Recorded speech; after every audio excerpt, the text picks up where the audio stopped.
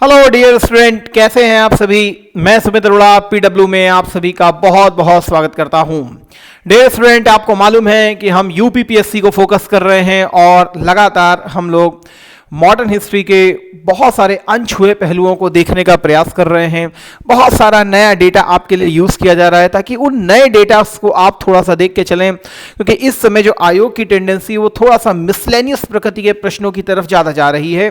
तो ट्रेडिशनल तो हम देख ही रहे हैं साथ में, लेकिन मिसलेनियस प्रवृत्ति को थोड़ा सा देखने का, टैकल करने का प्रयास करेंगे और आशा करूंगा कि ये लेक्चर आपके लिए बहुत ज़्यादा उपयोगी होगा। तो सेशन को स्टार्ट करने से पहले सबसे पहले उस परमपिता परमेश्वर से आप सभी छोटे भाई बहन, बड़े भाई बहन, देवी सज्जनों के लिए बहुत बहुत प्रार्थना, आप हमेशा पॉजिटिव रहें, पॉजिटिव मार्ग पर चलें और जल्द से जल्द सफलता को भी प्राप्त करें। तो स्टार्ट करते हैं आज के सेशन को, दैट इज सिख साम्राज्य, मराठा साम्राज्य और अंग्रेजों की भूराजस्व नीति किस प्रकार की थी। तो स्टार्ट करेंगे। प्रीवियस लेक्चर में हम लोग लेक्चर 2 को देख चुके थे, लेक्चर 1 को भी देख चुके हैं, लेक्चर 2 को भी देख चुके हैं, तो उसको प्लीज देख लीजिएगा।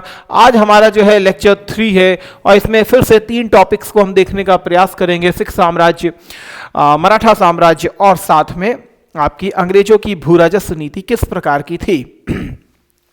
तो स्टार्ट करेंगे सबसे पहले, दैट इज मॉडर्न इंडिया। और मॉडर्न इंडिया में सबसे पहले सिख धर्म की तरफ। फिलहाल सिख धर्म फटाफट देख लीजिए, क्योंकि मैंने मिसलेनियस पॉइंट आपके लिए रखे हुए हैं और वो आई थिंक आपके लिए बहुत इंपॉर्टेंट और बेनिफिशियल होंगे। मैं यही मान के चल रहा हूं कि आपकी ये क्लास जो है आपको क्वेश्चन दिखाने का प्रयास करे, और ये क्लास देख लिया तो मेरे हिसाब से अपने आप में सफिशिएंट आपके लिए हो जाएगा तैयारी। जैसे गुरु नानक जी के बारे में बेसिक हम लोग सब जानते हैं, लेकिन गुरु नानक जी के बारे में वो चीज़ें जो आपको नहीं पता है मैं आपको थोड़ा सा बताने का प्रयास करूंगा। सबसे पहले आपको मालूम है 1469 से लेकर 1539 तक गुरु नानक महाराज जी का जन्म हुआ। सिख धर्म की जो स्थापना की गई है वो गुरु नानक महाराज जी के द्वारा ही की गई है। आपको भी मालूम है कि गुरु नानक महाराज जी का जो समय है वो बेसिकली सिकंदर लोदी, इब्राहिम लोदी, अगर इस टाइम पीरियड को देखें तो सिकंदर लोदी, इब्राहिम लोदी, इसके अलावा मैं बात करूं तो राजा कृष्ण देव राया, इसके अलावा राणा सांगा, इसके अलावा अगर हम बात करें तो बाबर एंड हुमायूं तक का टाइम पीरियड आपको इनका दिखाई पड़ेगा। सो इतने लोगों के शासनकाल के करीबी हैं कौन? गुरु नानक महाराज जी। गुरु नानक महाराज जी की उपाधि क्या थी? That is very very most important. That is जो मिसलेनियस पॉइंट है, दैट इज हजरत रबुल मजीज। फिलहाल आपको मिडवल हिस्ट्री पढ़ा दी गई होगी, मैं फिलहाल मिडवल हिस्ट्री की तरफ नहीं जाऊंगा, मैं केवल और केवल सिख साम्राज्य की तरफ चलूंगा। तो वहां पे मैं डिटेल से आपसे बात करूंगा। ये आपके मिडवल हिस्ट्री का पार्ट है, लेकिन फिर भी मैं आपके साथ आप देखिएगा मिडवल हिस्ट्री को, तो सर ने आपके साथ कराया होगा इस चैप्टर को। सो मैं यहां पर आपके साथ बताने वाला हूं दैट इज मिसलेनियस पॉइंट। तो मिसलेनियस पॉइंट क्या है? दैट इज गुरु नानक महाराज जी का उपाधि क्या है? दैट इज हजरत रबुल मजीज। तो प्लीज थोड़ा सा याद रखें, हजरत रबुल मजीज, ठीक है। इनके शिष्य कौन है? दैट इज लहना। लहना कौन है? इनके शिष्य हैं। और लहना कौन है? इनके शिष्य हैं और इनके जो उत्तराधिकारी बनेंगे वो लहना जी ही बनेंगे, गुरु अंगद जी के नाम से। नानक पंथ किन्होंने चलाया? नानक पंथ गुरु नानक महाराज जी ने चलाया। नानक पंथ गुरु नानक महाराज जी ने चलाया। शिष्य कौन है? लहना। और इन्हीं के शिष्य जो हैं लहना जी, वो गुरु अंगद जी का टाइटल लेंगे और दूसरे हमें गुरु के रूप में दिखाई पड़ेंगे, गुरु अंगद महाराज जी। गुरु अंगद महाराज जी 1539 से लेकर के 1552 का टाइम पीरियड दिखाई देगा। इनका भी टाइम पीरियड जो है इसी टाइम पीरियड में अगर आप देखें तो शेर शाह सूरी भी आपको दिखाई पड़ेगा और साथ में हुमायूं भी आपको इसी समय पे दिखाई पड़ेगा। तो गुरु अंगद महाराज जी 1539 से 1552 तक रहेंगे। सबसे इंपॉर्टेंट कंट्रीब्यूशन क्या है? दैट इज गुरुमुखी लिपि के आविष्कारक हैं। गुरुमुखी लिपि के जो ओरिजिनल आविष्कारकर्ता जो हैं वो गुरु अंगद महाराज जी हैं और दूसरे सिख गुरु हैं। तीसरे गुरु जी आएंगे, दैट इज गुरु अमरदास जी। गुरु अमरदास जी का टाइम पीरियड 1552 से लेके 1574 तक आपको दिखाई पड़ेगा। मतलब मेजर जो इनका टाइम पीरियड आपको दिखाई पड़ेगा वो अकबर के समकालीन आपको दिखाई पड़ेगा। अकबर ने स्वयं गुरु महाराज के साथ उनसे मिले भी थे। कहां पर? गोइंदवाल में मिले थे। गोइंदवाल बेसिकली यहीं पर गुरु की गद्दी को स्थापित किया गया था। गुरु अंगद जी महाराज जी ने जो है खादेरी में बकायदा इस जो है गद्दी को स्थापना की थी।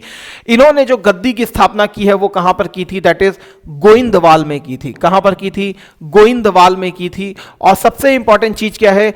सबसे अधिक 22 गद्दियों की स्थापना गुरु अमरदास महाराज जी ने ही की थी। और इन सभी गद्दियों में एक एक महंत को भी स्थापित किया गया था सिख धर्म के प्रचार के लिए।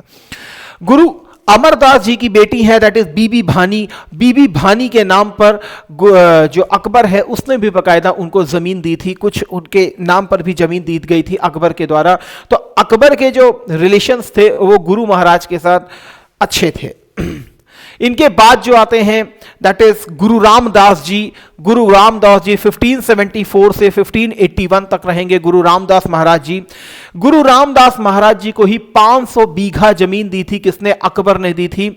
अकबर ने 500 बीघा जमीन दी थी और इसी 500 बीघा जमीन पर ही नगर बसाया गया था। क्या? That is Ramdaspur. और इसी रामदासपुर को कालांतर में हम लोगों ने किस नाम से हम जानते हैं? That is Amritsar.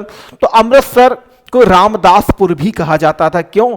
क्योंकि एक्चुअल में रामदास महाराज जी को ही जो अकबर है उसने 500 बीघा जमीन दी थी और यही अमृतसर में हरमंदिर साहिब की भी स्थापना होगी। लेकिन सबसे इंपॉर्टेंट चीज क्या है? अभी तक गुरु का पद पैतृक नहीं बना था। अभी तक मतलब गुरु नानक जी के शिष्य बने थे। गुरु नानक जी के जो बेटे हैं वो नहीं बने थे। क्या कहते हैं नेक्स्ट गुरु महाराज। अभी तक गुरुओं में उत्तराधिकारी की जो परंपरा थी वो शिष्यों के साथ भी हुआ करती थी। लेकिन अब गुरु रामदास जी के साथ जो गुरु महाराज जो का चयन किया जाएगा वो बेसिकली उनके पुत्रों का चयन किया जाएगा। अब गुरु का पद जो है पैतृक बन चुका है गुरु रामदास महाराज जी के समय में। This one is very very most important. This one is very very most important. और अमृतसर का नाम ही क्या है? रामदासपुर। गुरु अर्जुन देव महाराज जी। गुरु अर्जुन देव महाराज जी जो हैं 1581 से लेकर 1606 तक का हमको इनका टाइम पीरियड दिखाई पड़ेगा। मतलब मेजर टाइम पीरियड जो है ये अकबर के ही समकालीन है। और 1605 में अकबर मरेगा और 1606 में जहांगीर का टाइम पीरियड दिखाई देगा। 1589 ईस्वी में गुरु हरमंदिर साहिब जी की स्थापना की गई थी। गुरु हरमंदिर साहिब जो हैं उनकी स्थापना की गई थी। अमृतसर का स्वर्ण मंदिर। आधारशिला जो रखी थी वो किसके हाथ से रखवाई गई थी? कादरी सिलसिला। सूफिज्म का सिलसिला होता है। सूफिज्म में जैसे चिश्ती सिलसिला है, सोहरावर्दी सिलसिला है, नक्शबंदी सिलसिला है, फिरदौसिया सिलसिला है, वैसे ही एक सिलसिला है कादरी सिलसिला। और इसी कादरी सिलसिले के एक गुरु हैं दैट इज कॉल्ड मियां मीर। और ये जो मियां मीर आपको दिखाई पड़ रहे हैं यही हरमंदिर साहिब की नींव रखेंगे। तो हरमंदिर साहिब की नींव किसने रखी है? दैट इज कादरी सिलसिला के मियां मीर ने। गुरु अर्जन देव महाराज जी को ही सच्चा बादशाह भी कहा जाता है। गुरु अर्जन देव महाराज जी को ही सच्चा बादशाह भी कहा जाता है। 2 नगरों की स्थापना की थी, तरन तारन नगर और करतारपुर साहिब। तरन तारन नगर और करतारपुर साहिब नगर की भी इन्होंने स्थापना की थी। 1604-1605 में आदि ग्रंथ की रचना की थी। वही आदि ग्रंथ गुरु ग्रंथ साहिब के रूप में हमें दिखाई पड़ते हैं। तो आदि ग्रंथ की सर्वप्रथम रचना जो की गई है वो गुरु अर्जन देव महाराज जी ने ही की है। सिखों से अनिवार्य रूप से आध्यात्मिक कर लिया था। धर्म का प्रचार करने के लिए सिखों से आध्यात्मिक कर को भी इन्होंने वसूल किया था। जहांगीर का जो बेटा था दैट इज खुसरो खान, खुसरो खान को इन्होंने शरण दी थी, उसको आशीर्वाद दिया था। इसी से कुछ होकर जहांगीर ने इनको मृत्युदंड दिया था और यहीं से गुरुओं और मुगलों के बीच में संबंध खराब होना स्टार्ट हो जाएंगे। और अब कंटिन्यू जो है संबंध जो है वो खराब होंगे ही होंगे, शाहजहां के समय में भी, औरंगजेब के समय में भी। इसके अलावा गुरु हरगोविंद जी आते हैं जो 1606 से लेकर 1645 तक रहेंगे। सिखों को लड़ाकू जाति के रूप में परिवर्तित किया गया। क्यों? क्योंकि गुरु अर्जन देव महाराज जी को मृत्युदंड दे दिया गया था, इसीलिए सिखों को अब लड़ाकू जाति के रूप में परिवर्तित किया गया और अकाल तख्त का निर्माण किया गया। अकाल तख्त का निर्माण किया गया। जहांगीर ने इन्हें भी ग्वालियर के किले में 2 साल तक कैद में रखा था। जहांगीर ने 2 साल तक इन्हें भी कैद में रखा था। कहां पर? ग्वालियर के किले में। तो हरमंदर साहिब, गुरु अर्जन देव महाराज जी, सिखों को लड़ाकू जाति में क्यों कन्वर्ट किया जा रहा है? क्योंकि गुरु अर्जन देव महाराज जी के समय से ही सिखों के साथ रिलेशंस जो है वो खराब होना स्टार्ट हो गए थे और इसीलिए निर्माण किया गया था अकाल तख्त का, अकाल तख्त का। इनके बाद आते हैं गुरु हर्राय जी। गुरु हर्राय जी, गुरु हर्राय जी से मिला था कौन? That is Dara Shikoh. दारा शिकोह को इन्होंने आशीर्वाद दिया था और सामूगढ़ की पराजय के बाद जब दारा शिकोह इनसे आकर के मिला था, जो दूसरी हुई थी, पहली धर्मत हुई थी, दूसरी सामूगढ़ की पराजय लड़ाई हुई थी, तीसरी हुई थी तुम्हारी, अरे क्या नाम था उसका, चौथी जो हुई है देवराई की लड़ाई हुई है, तीसरी खजवा, और तीसरी चौथी जो थी देवराई की लड़ाई हुई थी। देवराई में फिर दारा शिकोह को पूरी तरीके से परास्त कर दिया गया था। तो दारा शिकोह इनसे मिला था सामूगढ़ की पराजय के बाद गुरु हर राय जी से।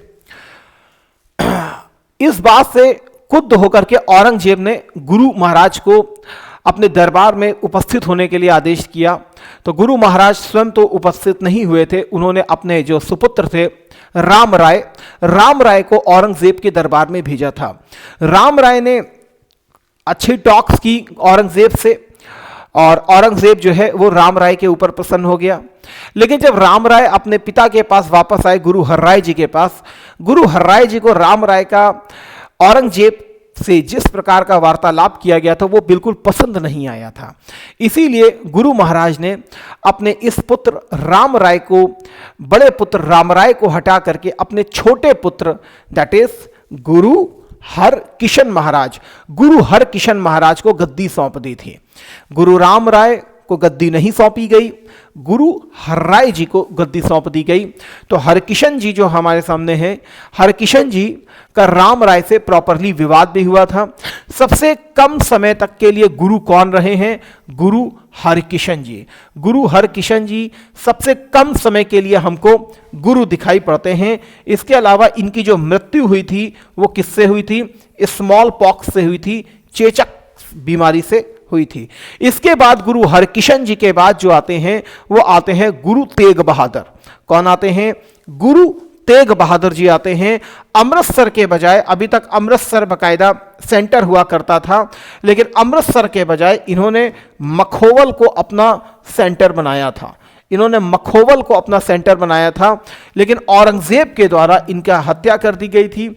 शीशगंज गुरुद्वारा जो है गुरु तेग बहादुर जी को ही समर्पित है, तो मखोवल को इन्होंने अपना स्थान बनाया था।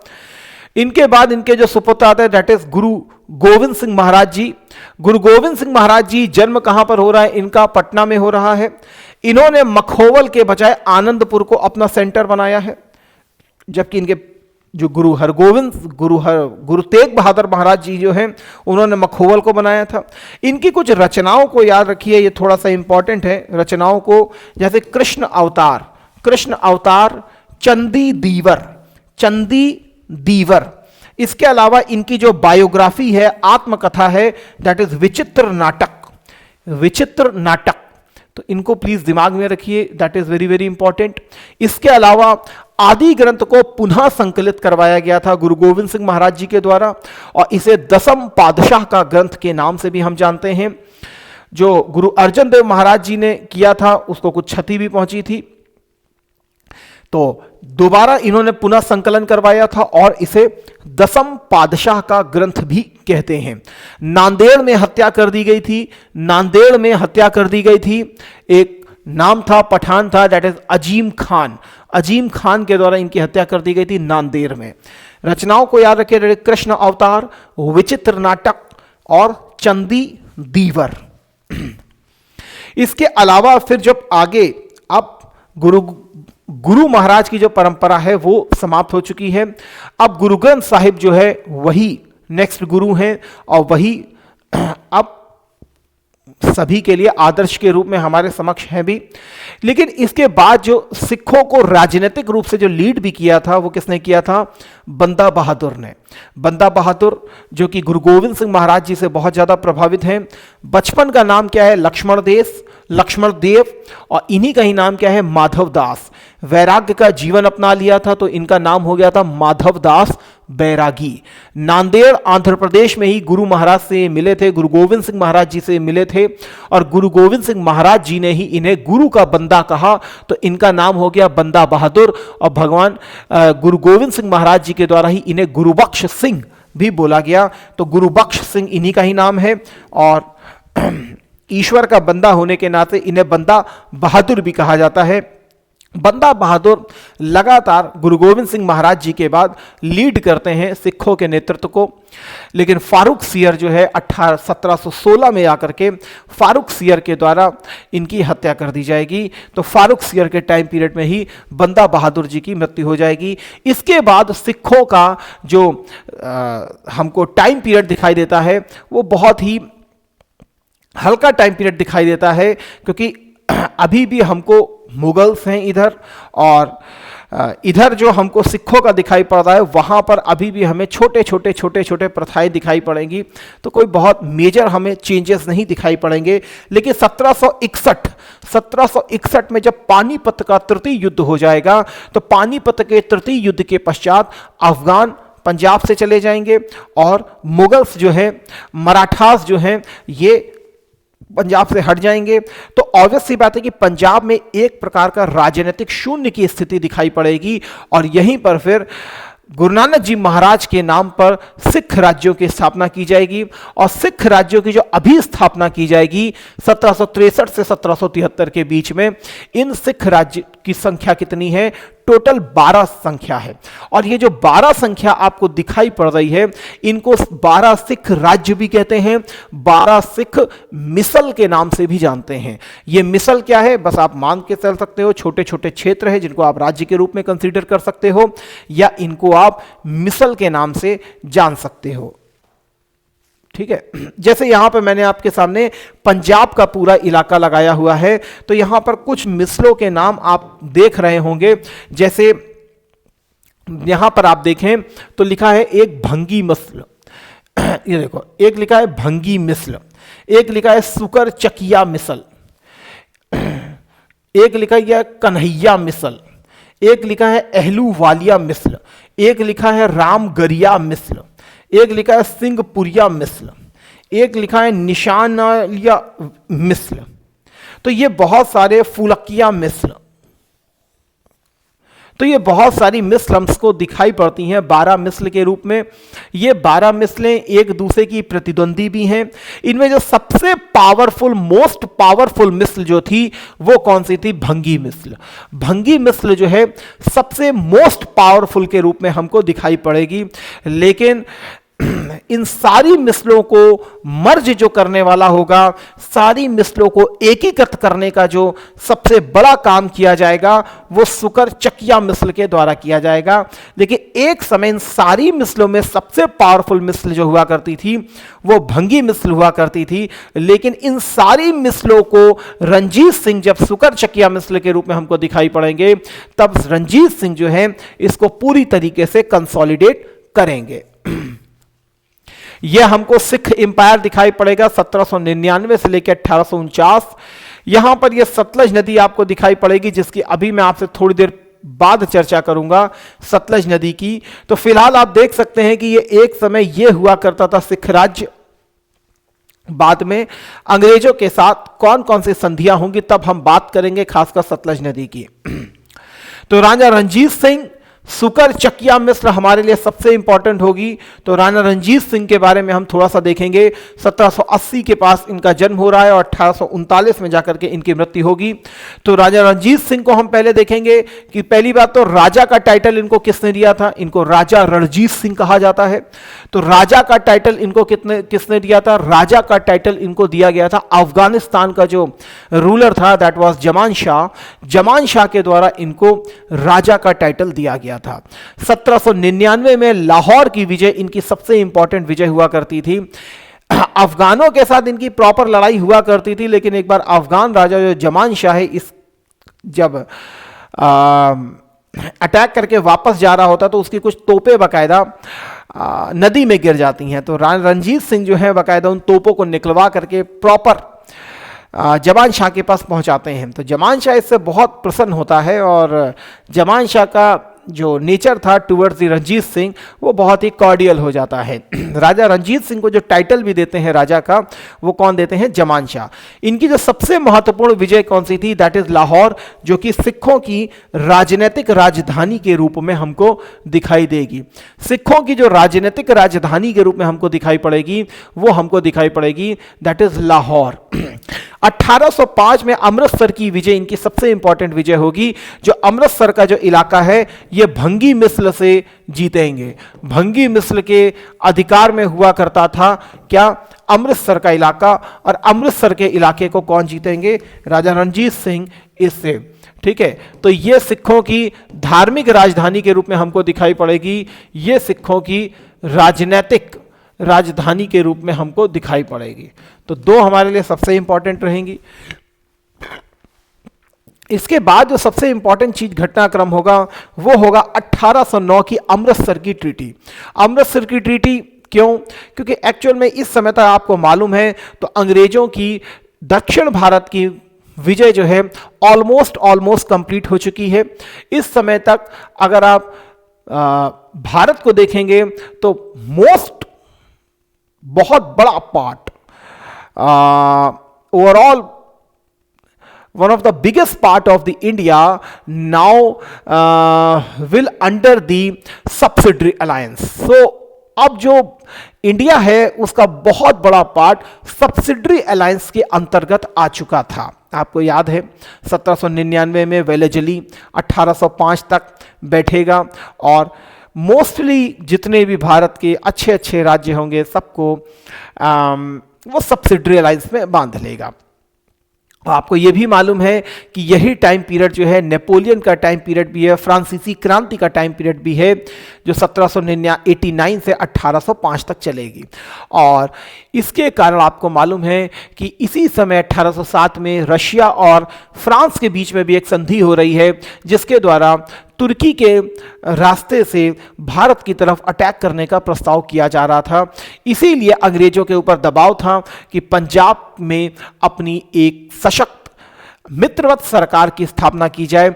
इसीलिए 1809 में अमृतसर की संधि की गई और अमृतसर की संधि के द्वारा किसने किसने की है तो सिग्नेचर किसने किए हैं जरा देख लीजिए, मेटकाल्फ और राजा रंजीत सिंह। इस समय जो भारत का गवर्नर जनरल है वो कौन है? Minto first. मिंटो फर्स्ट इस समय भारत का गवर्नर जनरल है, लेकिन ये जो ट्रीटी साइन की गई थी वो किसके बीच में की गई थी? मेटकाल्फ और राजा रंजीत सिंह के बीच में। और इसी संधि के द्वारा सतलज नदी को सतलज नदी को बॉर्डर मान लिया गया था किसके किसके बीच में? राजा रंजीत सिंह मतलब सिख एम्पायर और ब्रिटिश एम्पायर के बीच में। यहां पर वही लिखा हुआ 1803 में भजीन की लड़ाई में मिसलदारों के महासंघ को हराया और पूरे पंजाब को यूनिफाई करने का काम किसने किया था? राजा रंजीत सिंह ने। इनके जो मुख्य सेनापति हुआ करते थे दैट इज हरि सिंह नलवा। हरि सिंह नलवा विदेश मंत्री जो हुआ करते थे फकीर अजीजुद्दीन हुआ करते थे इनके। 1809 में मिंटो और रंजीत सिंह के बीच में अमृतसर की संधि पर हस्ताक्षर किए गए। विशाल मिंटो के बिहाफ पर मेटकाल्फ है। कौन है? मेटकाल्फ है। ठीक है, जिसमें सतलुज नदी को सीमा के रूप में मान्यता दी गई। एशिया की सबसे अच्छी फौजों के रूप में क्रेडिट दिया जाता था आपके सिखों की सेना को। और यह बात लॉर्ड ऑकलैंड ने 1838 में जब उसने पंजाब को विजिट किया था तब उसने ये बात बोली थी। तो लॉर्ड ऑकलैंड का कथन था कि एशिया की सबसे बेहतर फौज हुआ करती थी किसकी? रंजीत सिंह की। और जब तक राजा रंजीत सिंह भी जिंदा रहे तब तक अंग्रेजों और सिखों के बीच में बहुत ही कॉर्डियल रिलेशनशिप डेवलप किए गए थे। इनकी सेना को क्या कहा जाता था? फौज खास कहा जाता था। क्या कहा जाता था? फौज खास कहा जाता था। और इसको इटालियंस, जर्मन्स, फ्रेंच इत्यादि ने ट्रेन किया था। एक तो इटालियन सेनापति हुआ करता था बंटूरा, वो भी बाकायदा इसको प्रॉपरली ट्रेन किया जाता करता था। प्रॉपर ड्रेस रखी जाती थी, प्रॉपर विसल्स के माध्यम से किस तरीके से उनको गाइड करना है उस तरीके से गाइड किया जाता था। तो बहुत ही मॉडर्न टाइप से इन्होंने भी अपनी आर्मी को यूरोपीय मॉडल पर प्रशिक्षित करने का प्रयास किया था। राजा रणजीत सिंह की नेपोलियन से तुलना किसने की है? तो फ्रेंच विक्टर जैकमा। कौन है? That is Victor Jacquemont. Victor Jacquemont ने इनकी तुलना जो है वो नेपोलियन से की है। किसकी? राजा रणजीत सिंह की जो तुलना की है वो किसने की है? Victor Jack Ma. प्लीज याद रखिएगा, दैट इज वेरी इंपॉर्टेंट, याद रहना चाहिए। इसके अलावा आप जो युद्ध किए जाएंगे, फिलहाल युद्ध से पहले थोड़ा सा हम लोग देखेंगे इधर। अच्छा ठीक है। देखिए, राजा रणजीत सिंह की जो मृत्यु हुई 1839 में, उसके बाद जो नेक्स्ट उत्तराधिकारी बने दैट इज राजा खड्ग सिंह। तो खड्ग सिंह बहुत लंबे समय तक नहीं रहेंगे, फिर निहाल सिंह आएंगे, आगे शेर सिंह आएंगे, फिर फाइनली बहुत ही छोटे छोटे समय के लिए हमको दिखाई पड़ेंगे। फाइनली रानी जिंदन जो सबसे छोटी रानी थी और उसका जो बेटा था दैट इज राजा दलीप सिंह। राजा दलीप सिंह जो है फिर हमको दिखाई पड़ेंगे यहां पर आते हुए 1844 अराउंड। लेकिन उन्हीं के समय में सिख जो क्षेत्रीय लीडर्स हैं, सिख सामंत जो हैं, प्रतिनिधि हैं, उनकी महत्वाकांक्षा इसमें बढ़ेगी और सतलज नदी के बांध के बनाने के विषय पर एक डिस्प्यूट क्रिएट होगा और उसी में ही एक युद्ध किया जाएगा और फाइनली प्रथम एंग्लो सिख वॉर जो है स्टार्ट हो जाएगी। उस समय गवर्नर जनरल कौन होगा? Lord Hardinge. प्लीज इसके नाम को याद रखिएगा, लॉर्ड हार्डिंग फर्स्ट ये होगा ब्रिटिश गवर्नर जनरल। सेकंड जो युद्ध होगा एंग्लो सिख वॉर होगा, उसमें गवर्नर जनरल कौन होगा? लॉर्ड डलहौजी। और डलहौजी के द्वारा ही 1849 में पंजाब को पूरी तरीके से अधिकृत कर लिया जाएगा। अब हम थोड़ा सा देखेंगे पहले सिख युद्ध जो 45-46 में हुआ है। मुख्य जो है इसमें 4 लड़ाइयां होती तो टोटल 5 हैं। लेकिन जो निर्णायक लड़ाई होती है वो होती है सुब्बाराव की लड़ाई, और सुब्बाराव की लड़ाई में इनको डिफीट कर दी जाती है, प्रॉपरली डिफीट किया जाता है। तो मुदकी का युद्ध होता है, फिरोजपुर का युद्ध होता है, आलीवाल का युद्ध होता है, फिर सुब्बाराव का युद्ध होता है। कौन सा? मुदकी, फिरोजपुर, आलीवाल और सुब्बाराव का युद्ध होता है। और इसके बाद जो पहली संधि होती है वो कौन सी होती है? दैट इज लाहौर की संधि होती है 1846 में। सबसे पहली जो संधि होती है लाहौर की संधि होती है, दैट इज 1846 में होती है। और इस लाहौर की संधि के द्वारा हेनरी लॉरेंस को, किसको? हेनरी लॉरेंस को ब्रिटिश रेजिडेंट नियुक्त किया जाता है सिख साम्राज्य में। सिख साम्राज्य में जो ब्रिटिश रेजिडेंट है वो किसको नियुक्त किया जाता है? हेनरी लॉरेंस को नियुक्त किया जाता है। इस चीज को याद रखिएगा। इसके अलावा जम्मू कश्मीर जो है को 40 लाख रुपए में गुलाब सिंह को बेच दिया जाता है। अब हेनरी लॉरेंस, आपको मालूम है ब्रिटिश रेजिडेंट का काम क्या है? वो इंटरफेयर करने का काम करेगा। कौन? Henry Lawrence. तो अभी यही इंटरफेरेंस जो है वो नेक्स्ट युद्ध का कारण बनेगा।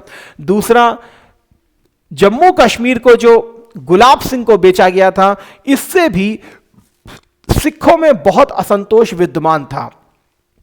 इसी कारण लाहौर की संधि जो है ज्यादा दिन तक सस्टेन नहीं कर पाएगी और फाइनली भैरोवाल की संधि की जाएगी। कौन सी? भैरोवाल की संधि की जाएगी।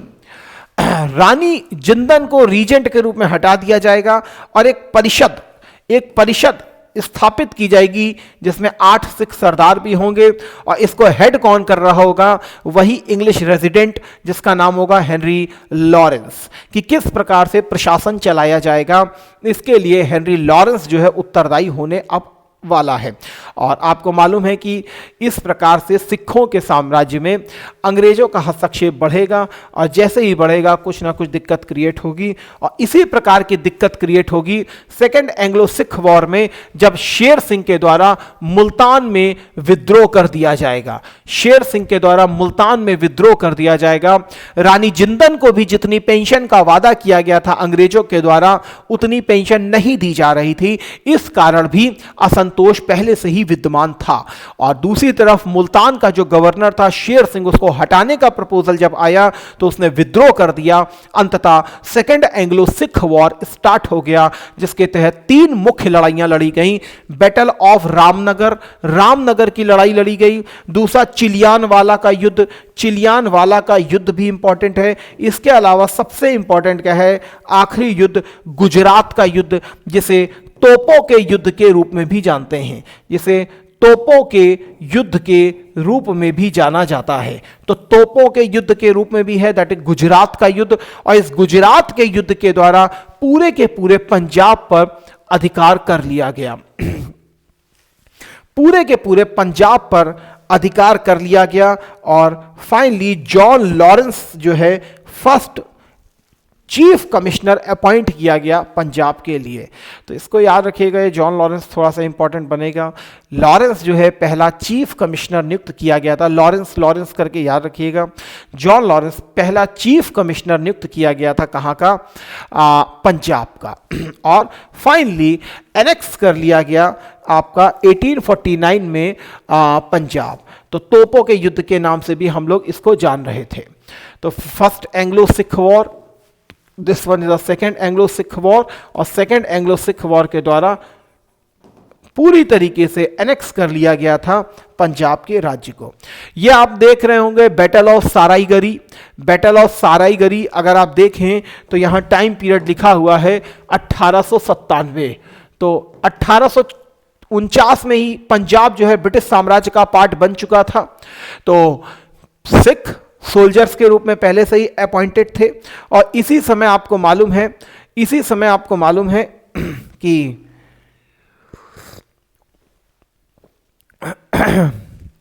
आपको मालूम है कि जो अफगान्स थे, आपने पिक्चर वो देखी है केसरी वाली, और केसरी में किस प्रकार से 21 सोल्जर्स ने अफगानों के साथ मोर्चा लिया था।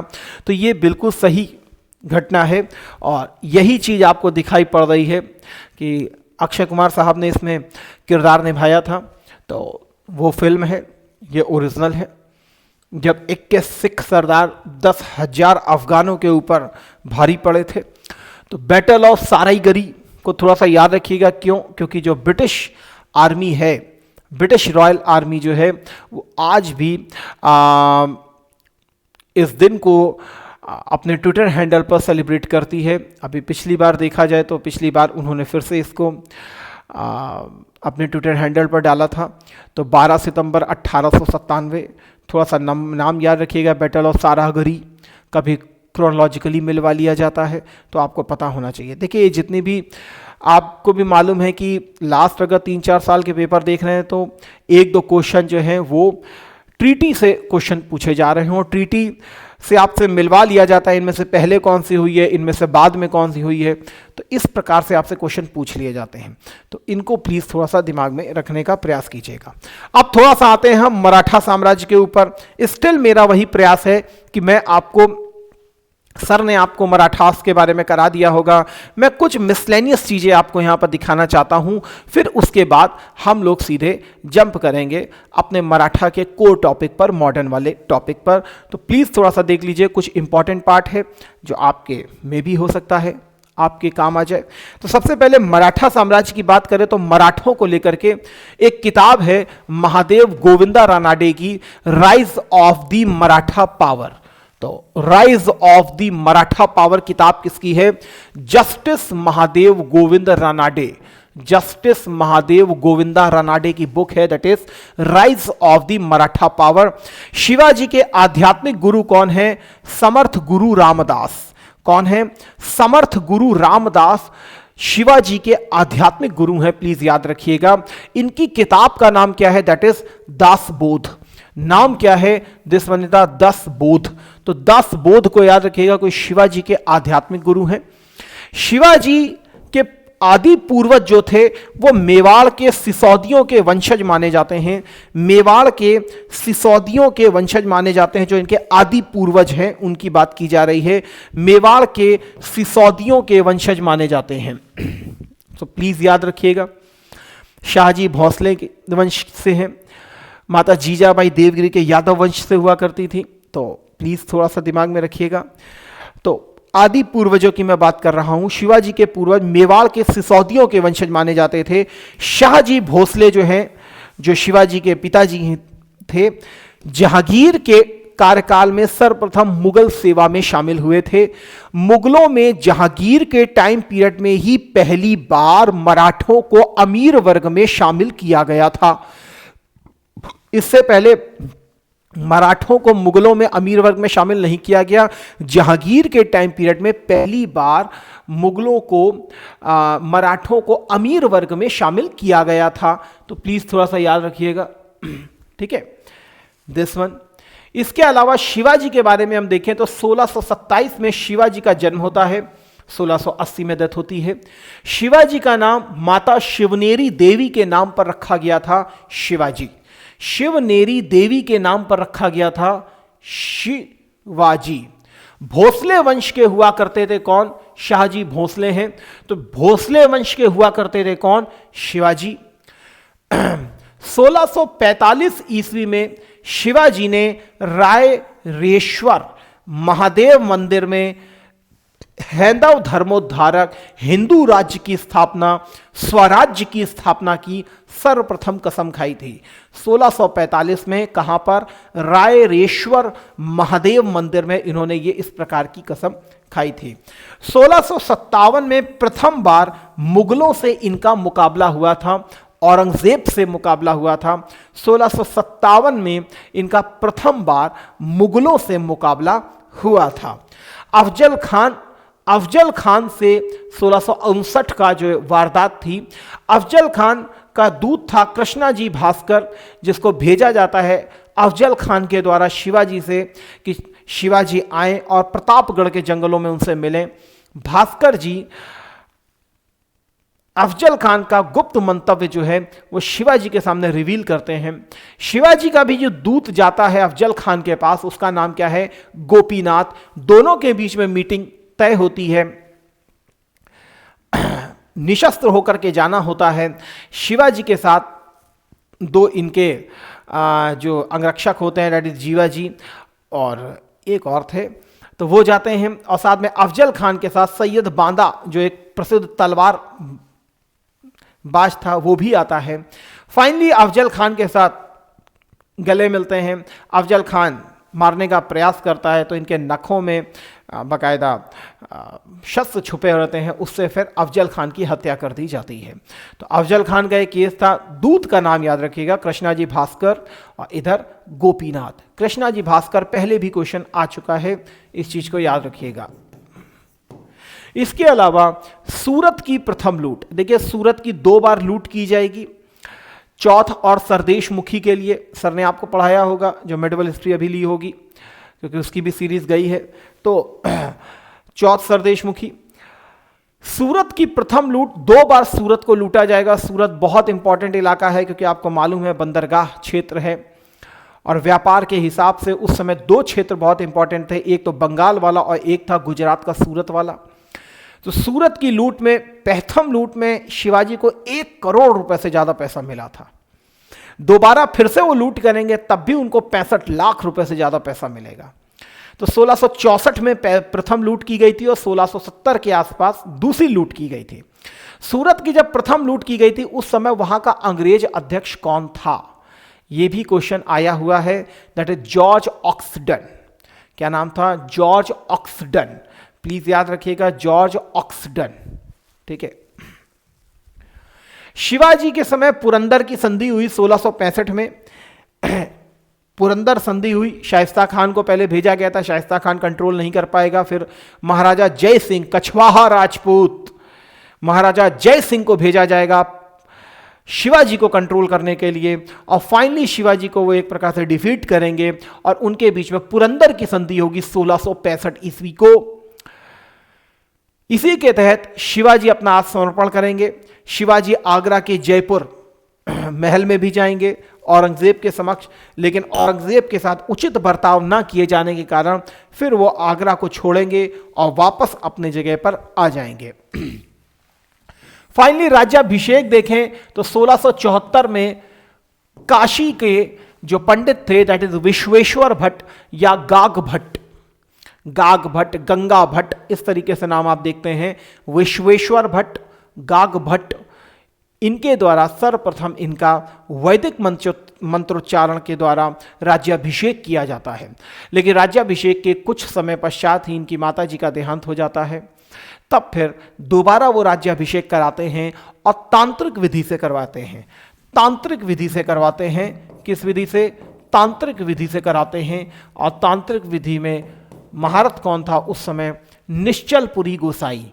निश्चलपुरी गोसाई जो है वो तांत्रिक विधि के माध्यम से पूरा कर्मकांड करते हैं और इनको दोबारा इनका राज्याभिषेक किया जाता है।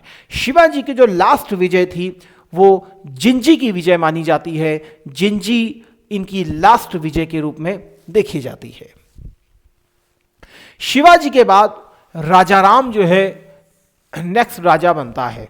शिवाजी दो जो खासकर देखें, पहली वाइफ जो थी उनसे संभाजी का जन्म होता है और दूसरी वाइफ जो थी उनसे राजाराम का जन्म होता है। नॉर्मली दिमाग में रखिएगा, शिवाजी के बाद जस्ट हम लोग संभाजी को पढ़ लेते हैं, ऐसा नहीं है। शिवाजी के जस्ट बाद राजाराम बने थे क्या? राजा। लेकिन लगभग 6 से 8 महीने के बीच में राजाराम जो है राजा बनेंगे, क्योंकि जब शिवाजी की डेथ हुई थी उस समय संभाजी पन्हाला के दुर्ग में कैदी बने हुए थे। पन्हाला के दुर्ग में कैदी बने हुए थे, इसीलिए संभाजी उस समय प्रेजेंट नहीं थे। तो राजाराम को बनाया जाता है राजा। लेकिन संभाजी के छूटने के बाद संभाजी राजाराम को पदवी से हटा देंगे और खुद राजा के रूप में हमको दिखाई देंगे। संभाजी आपको मालूम है कि औरंगजेब का जो बेटा था दैट इज अकबर सेकेंड को प्रोटेक्ट करेंगे और उसी कारण 1689 में संघमेश्वर का युद्ध होगा। और इस संघमेश्वर के युद्ध में के पश्चात संभाजी की हत्या मुगलों के द्वारा कर दी जाएगी और रायगढ़ का जो इलाका है वो भी औरंगजेब के द्वारा छीना जाएगा। और जो इनका बेटा था दैट इज शाहू और पत्नी येसुबाई, दोनों को यहाँ से आगरा ले जाया जाएगा। और फिर जो शाहू है उसको छोड़ा जाएगा 1707 में बहादुर शाह प्रथम के द्वारा। ठीक है ना। तो संभाजी की मृत्यु के बाद फिर कौन बना राजा? तब फिर बना कौन? राजाराम दोबारा राजा बना कौन? राजाराम। इन्होंने एक नए पद का क्रिएशन किया था, इसको प्रतिनिधि पद कहा जाता था। देखिए शिवाजी ने अष्टप्रधान की स्थापना की थी, आप सभी को पता है अष्टप्रधान की स्थापना की थी। पेशवा, दबीर, सुमंत, उसके बाद पंडित राव, उसके बाद न्यायाधीश हुआ करते थे, अमात्या हुआ करते थे। इस प्रकार हमने 8 प्रधानों की चर्चा की है। शिवाजी के समय में अष्टप्रधानों की चर्चा की है। मध्यकाल में वो अष्टप्रधान हुआ करते थे शिवाजी के दरबार में। उन अष्टप्रधानों का काम क्या हुआ करता था? केवल और केवल शिवाजी के एक व्यक्तिगत सचिव, निजी सचिव की भांति वो कार्य किया करते थे। तो उस समय अष्टप्रधान था। उन अष्टप्रधानों में अब नवा प्रधान जो जुड़ा है वो राजाराम के द्वारा जोड़ा गया था एज अ नवीन पद के रूप में, प्रतिनिधि के पद के रूप में। ठीक है।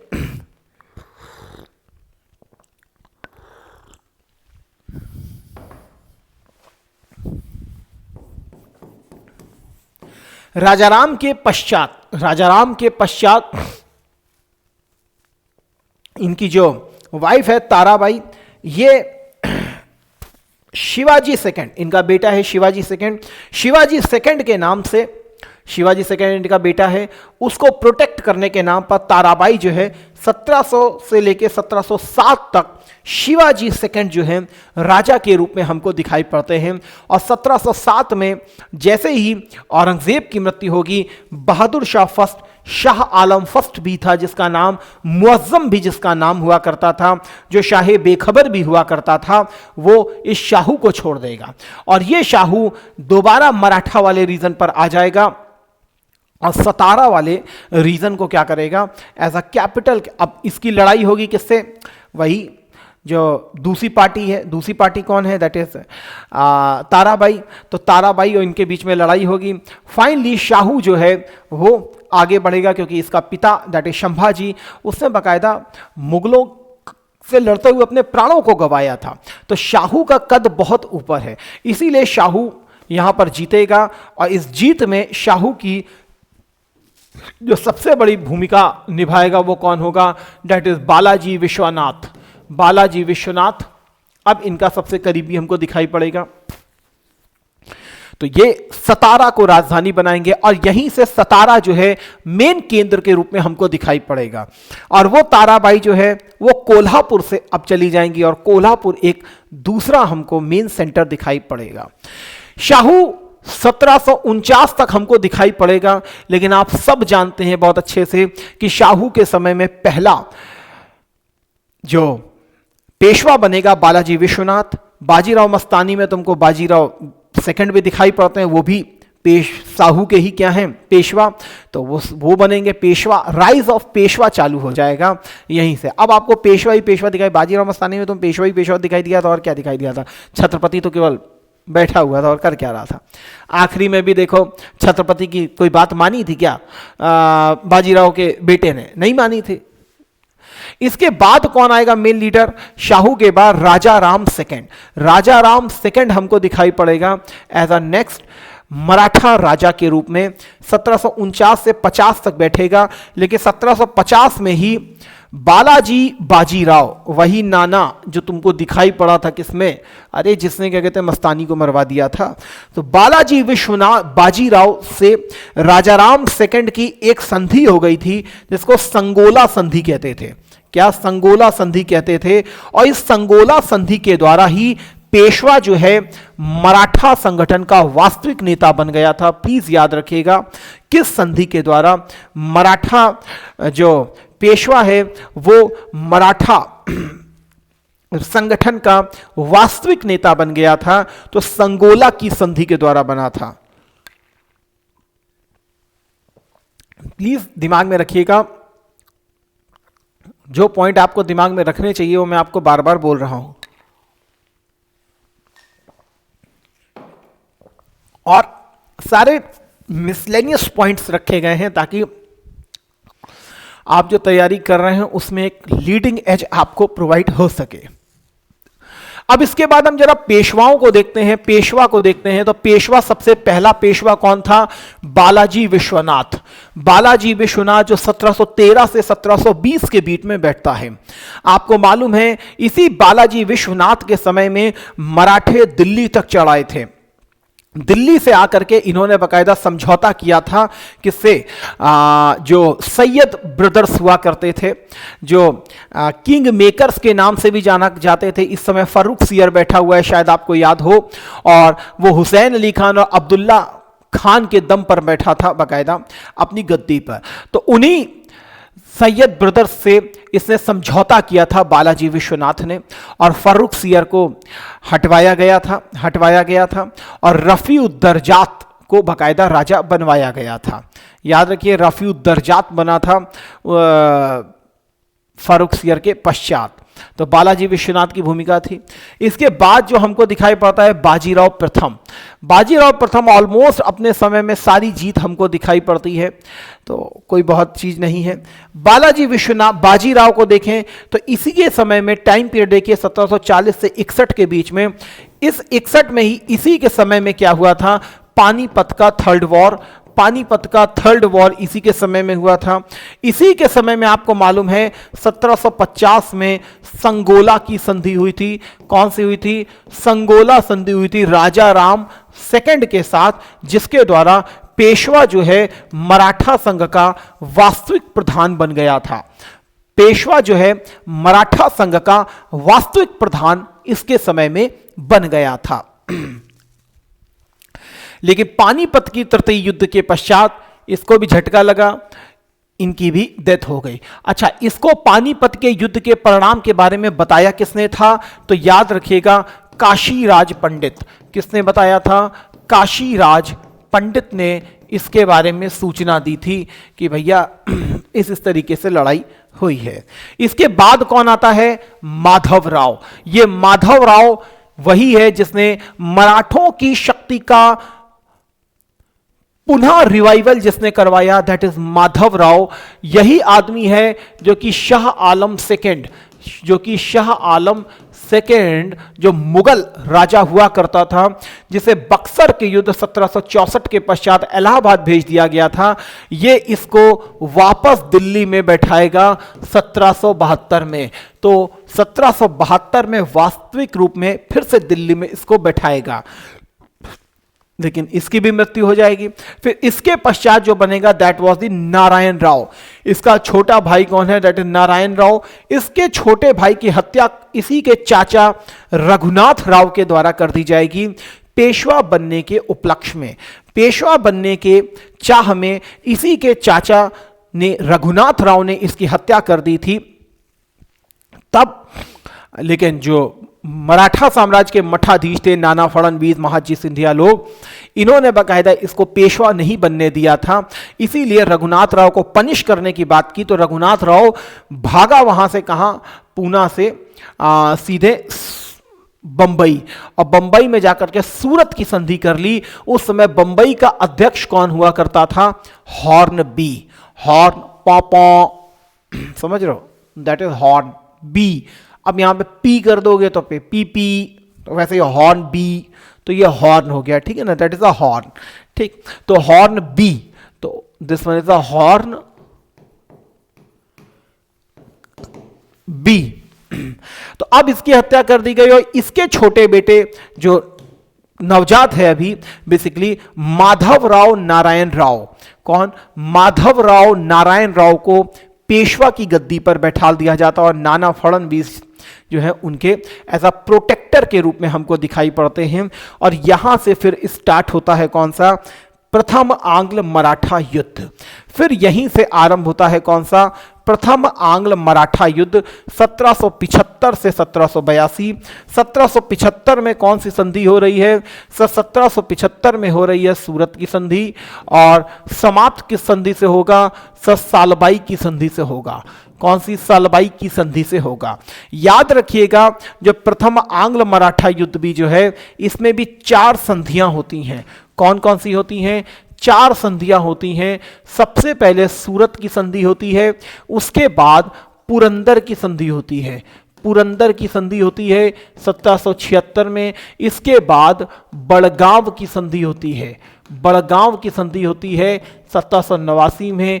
इसके बाद सालबाई की संधि होती है, जिसके द्वारा ये युद्ध पूरी तरीके से समाप्त हो जाता है 1782 में जाकर के। और इसी में ही एक्सेप्ट कर लिया जाता है माधवराव नारायण राव को एज अ पेशवा के रूप में। गवर्नर जनरल कौन है? Warren Hastings. Warren Hastings. द्वितीय आंग्ल मराठा युद्ध 1803 से 5 के बीच में। फिलहाल तो बसीन की संधि होती है, किसके साथ? बसीन की संधि करता कौन है? Basically Bajirao second. Bajirao second जो है बसीन की संधि करता है, ये पेशवा है। लेकिन जो दूसरे मराठा सरदार है उनके द्वारा इन बातों को नहीं माना जाता है। तो 1803 से 1805 के बीच में पुनः मराठा युद्ध स्टार्ट हो जाता है। युद्ध समाप्त होगा राजघाट की संधि से। ये राजघाट की संधि किसके साथ होगी? सर ये होलकर्स के साथ हो जाएगी, ठीक है ना? हाँ, होलकर देवगढ़, हाँ, होलकर्स के साथ हो जाती है। जसवंत राव होलकर, तो होलकर्स के साथ बकायदा यह संधि होगी। बाजीराव, याद रखिएगा, जो जॉर्ज बार्लो है इसके साथ 1805 में होगी। वेलेस्ली के साथ जो संधियां होंगी वो 1803 में होंगी। 1803 में सिंधिया और भोसले के साथ होगी। सिंधिया के साथ सुरजी अर्जन गांव की संधि होगी, भोसले के साथ देवगांव की संधि होगी और युद्ध समाप्त होगा। और 5 में जॉर्ज बार्लो के साथ राजघाट की संधि करेगा होलकर और यह युद्ध समाप्त हो जाएगा। तीसरा आंग्ल मराठा युद्ध होगा तो बेसिकली पूना की संधि, इसमें भी बहुत सारी संधियां होंगी। पूना की संधि होगी और बाजीराव सेकंड के साथ पेशवा के पद को पूरी तरीके से खत्म कर दिया जाएगा पूना की संधि के पश्चात। तो प्रथम आंग्ल मराठा युद्ध सूरत की संधि 1775, 1776, बड़गांव,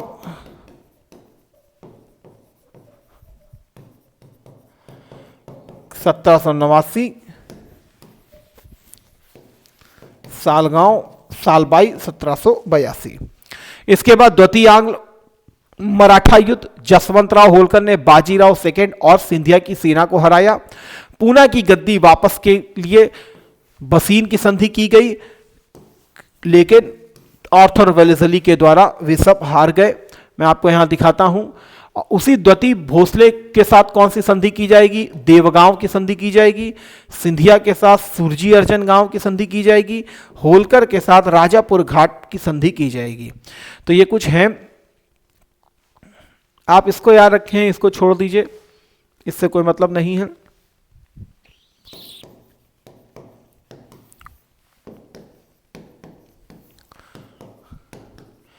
ये वेलेस्ली के साथ होंगी,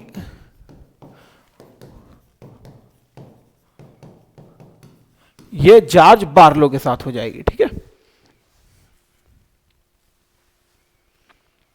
तीसरा आंग्ल मैसूर मराठा युद्ध, पूना की रेजिडेंसी पर हमला किया जाएगा। इसके बाद ये पुनः युद्ध स्टार्ट हो जाएगा। पेशवा के साथ मेन ट्रीटी की जाएगी जिसको ट्रीटी ऑफ पूना कहा जाएगा और इसी पूना के द्वारा इस पेशवाशिप को समाप्त कर दिया जाएगा और पेशवा को बिठूर भेज दिया जाएगा कानपुर। पेशवा को बिठूर भेज दिया जाएगा कानपुर। बाजीराव द्वितीय ने 1817 में अंतिम प्रयास किया, मराठा संघ को भंग कर दिया गया। पेशवा की हार हुई, भोसले की भी हार हुई, होलकर्स की भी हार हुई। होलकर्स के साथ इसमें मंदसौर की संधि की जाएगी। तो सबसे आखिरी संधि जो होगी, सबसे आखिरी संधि जो होगी मराठा युद्ध में वो होगी मंदसौर की संधि। सबसे आखिरी संधि जो होगी वो बेसिकली कौन सी होगी? होलकर्स के साथ मंदसौर की संधि। ठीक है। इसके बाद सतारा वाले रीजन पर शिवाजी का एक वंशज होगा प्रताप सिंह, उसको बना दिया जाएगा एज अ पपेट रूलर के रूप में और सब ये सहायक संधि के द्वारा बंधे हुए हैं। तो प्रताप सिंह को एज अ रूलर के रूप में बना दिया जाएगा, लेकिन आप भी जान रहे रूलर अब वो किसी काम के नहीं है। और इसी सतारा को 1848 में सर्वप्रथम डॉक्ट्रिन ऑफ लैप्स के तहत इसको एक्वायर कर लिया जाएगा लॉर्ड डलहौजी के द्वारा, सतारा वाले रीजन को 1848 में। ठीक है। अब इसके बाद आ जाते हैं, थोड़ा सा हम लोग एग्रीकल्चर सिस्टम को देख लेते हैं। अंग्रेजों का एग्रीकल्चर सिस्टम कैसा था। अब एग्रीकल्चर सिस्टम को भी अगर हम देखें तो एग्रीकल्चर सिस्टम हमको दिखाई पड़ता है अंग्रेजों का वॉरेन हेस्टिंग्स के टाइम पीरियड से। वॉरेन हेस्टिंग्स सबसे पहले आपको मालूम है इजारेदारी सिस्टम को लागू करेगा। इजारेदारी सिस्टम को लागू करेगा, ये सिस्टम है दैट इज इजारादारी सिस्टम। और इजारादारी सिस्टम कौन लागू करेगा? Warren Hastings. सबसे पहले वो पंचवर्षीय बंदोबस्त लाएगा। सबसे पहले वो 1772 में पंचवर्षीय बंदोबस्त लेकर के आएगा। इसके बाद इसके पश्चात लगभग 1776-77 में वो एक वर्षीय बंदोबस्त लेकर के आएगा। तो ये बेसिकली दो चीजों के लिए प्रसिद्ध है, पंचवर्षीय बंदोबस्त और एक वर्षीय बंदोबस्त के लिए। पंचवर्षीय बंदोबस्त क्या है? 5 साल के लिए लगान का सिस्टम निर्धारित किया जा रहा था, एक वर्षीय में 1 साल के लिए लगान के सिस्टम को निर्धारित किया गया था। तो इजारादारी कौन सिस्टम लेके आएगा? वॉरेन हेस्टिंग्स, और जिसमें पंचवर्षीय बंदोबस्त है, 1 वर्षीय बंदोबस्त है। जो जितनी ऊंची बोली लगा सकता है, जो जितनी ज्यादा बोली लगाएगा, उसी को ही उसका अधिकार सौंप दिया जाता था। इसी का ही एक्सटेंडेड पार्ट कौन सा है? That is zamindari system. 1790 में कॉर्नवालिस 1790 में कॉर्नवालिस 10 वर्षीय बंदोबस्त लेकर के आएगा। आप पता रखिएगा, पंचवर्षीय बंदोबस्त, 1 वर्षीय बंदोबस्त वॉरेन हेस्टिंग्स लेके आया था, 10 वर्षीय बंदोबस्त कॉर्नवालिस लेकर के आया है। लेकिन उसका विश्वास इस पर इतना ज्यादा होगा कि 1793 में ही वो इसको परमानेंट सेटलमेंट कर देगा, स्थायी कर देगा। इसी स्थायी बंदोबस्त को जमींदारी सिस्टम भी कहते हैं। याद रखिएगा, ये जो पंचवर्षीय बंदोबस्त था, इस पंचवर्षीय बंदोबस्त में सबसे पहले जमींदार को शामिल नहीं किया गया था। फिर 1 वर्षीय बंदोबस्त में पुनः जमींदारों को शामिल किया गया था। पंचवर्षीय में जमींदारों को शामिल नहीं किया गया था, 1 वर्षीय में जमींदारों को शामिल किया गया था। कॉर्नवालिस तो खुद ही जमींदार फैमिली से था, तो उसने जमींदारों को इसमें शामिल किया था। 1790 में 10 वर्षीय और 1793 में उसने इसी को परमानेंट बना दिया था, इसीलिए इसको परमानेंट सेटलमेंट के नाम से भी हम लोग जानते हैं। रैयत वाली सिस्टम भारत में साउथ इंडिया में हमको दिखाई पड़ेगी। सर्वप्रथम 1792 में कर्नल रीड के द्वारा मद्रास के 12 महल जिले में इसको लागू किया जाएगा। पुनः 1820 में मुनरो के द्वारा इसे मद्रास में लागू किया जाएगा। इसके पश्चात 1825 में बंबई में इसको एल्फिंस्टन के द्वारा लागू किया जाएगा। तो याद रखिएगा, कहां कहां पर कौन कर रहा है? कर्नल रीड के द्वारा 12 महल डिस्ट्रिक्ट में इसको लागू किया जा रहा है, मुनरो के द्वारा मद्रास में, और एल्फिंस्टन के द्वारा 1825 में बंबई में इसको लागू किया गया था। इसी प्रकार महालवाड़ी 1822 में हॉल्ट मैकेंजी के द्वारा इसको लागू किया गया। हॉल्ट मैकेंजी के द्वारा इसको लागू किया गया।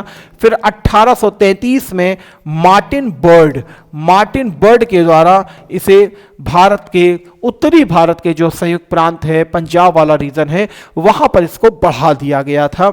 मार्टिन बर्ड को उत्तरी भारत की भूमि व्यवस्था का जनक भी कहा जाता है, पिता भी कहा जाता है। तो प्लीज याद रखिएगा इसको भी।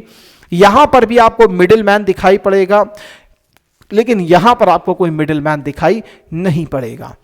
देख सकते हैं, परमानेंट सेटलमेंट 1793 में लागू किया गया था बंगाल, बिहार, उड़ीसा वाले रीजन पर।